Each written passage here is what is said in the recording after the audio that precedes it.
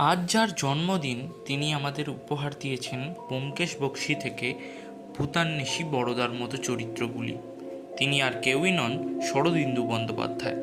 শরদিন্দুবাবুর জন্মদিনে আমার কাছে থাকা ওনার বইয়ের কালেকশন নিয়ে হাজির হয়েছি আজ।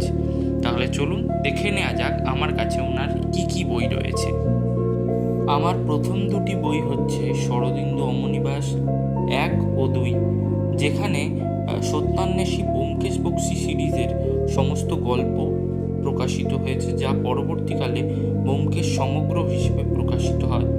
এখানে আমার সবথেকে প্রিয় দুটি গল্প হলো পথের কাঁটা এবং শৈল রহস্য।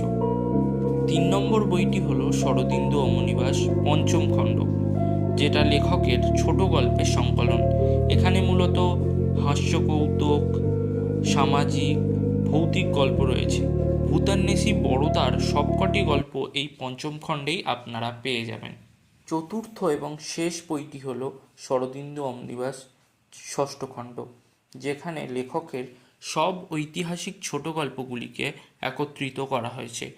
আর এই গল্পগুলির মধ্যে আমার পার্সোনাল ফেভারিট চুয়াচন্দন গল্পটি। ভিডিওটি ভালো লাগলে লাইক, শেয়ার, সাবস্ক্রাইব করে আমাদের পাশে থাকবে।